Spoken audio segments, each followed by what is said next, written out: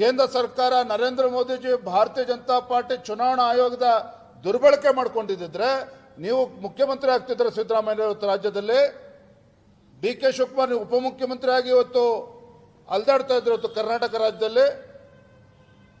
ಇತ್ತೀಚೆಗೆ 3 ವಿಧಾನಸಭಾ ಉಪಚುನಾವಣೆಯಲ್ಲೂ ಕೂಡ ಗೆದ್ರಲ್ಲ, ಅವಾಗ ದುರ್ಬಳಕೆ ಆಗಲಿಲ್ವ? ಹಾಗಾದ್ರೆ ಚುನಾವಣಾ ಆಯೋಗದಿಂದ ಅಥವಾ ಭಾರತೀಯ ಜನತಾ ಪಾರ್ಟಿ ಚುನಾವಣಾ ಆಯೋಗವನ್ನ ದುರ್ಬಳಕೆ ಮಾಡಿಕೊಳ್ಳಿಲ್ವ ಹಾಗಾದ್ರೆ? ಹಾಗಾಗಿ ರಾಹುಲ್ ಗಾಂಧಿ ಅವರ ಹೇಳಿಕೆ ಇರ್ಬೋದು, ಸಿದ್ದರಾಮಯ್ಯನವರ ಹೇಳಿಕೆ ಇರ್ಬೋದು, ಅಥವಾ ಡಿ ಕೆ ಶಿವಕುಮಾರ್ ಅವರ ಹೇಳಿಕೆ, ಇದು ಬಹಳ ಅಪಾಯಕಾರಿಯಾಗಿರ್ತಕ್ಕಂಥ ಬೆಳವಣಿಗೆ. ಕಾಂಗ್ರೆಸ್ ನಾಯಕರ ತುರ್ತು ಪರಿಸ್ಥಿತಿಯ ಏನು ಮೈಂಡ್ಸೆಟ್ ಇತ್ತು, ಮನಸ್ಥಿತಿ, ಅದು ಇವತ್ತಿಗೂ ಕೂಡ ಬದಲಾವಣೆ ಆಗಿಲ್ಲ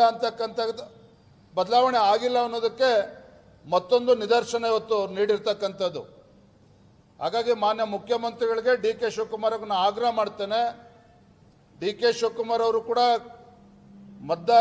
ನಾಡಿನ ಜನತೆಯ ಕ್ಷಮೆಯನ್ನು ಕೇಳಬೇಕು, ಮುಖ್ಯಮಂತ್ರಿಗಳು ಕೂಡ ಈ ರಾಜ್ಯದ ಜನರ ಕ್ಷಮೆಯನ್ನು ಕೇಳಬೇಕು.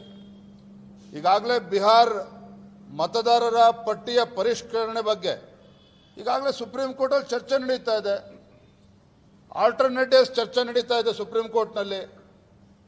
ಇಂಥ ಸಂದರ್ಭದಲ್ಲಿ ಏನಾರ ಹೇಳಿಕೆಗಳನ್ನು ಕೊಡೋದಿದ್ರೆ ಸುಪ್ರೀಂ ಕೋರ್ಟ್ನಲ್ಲಿ ಹೇಳಿಕೆ ಕೊಡಲಿ.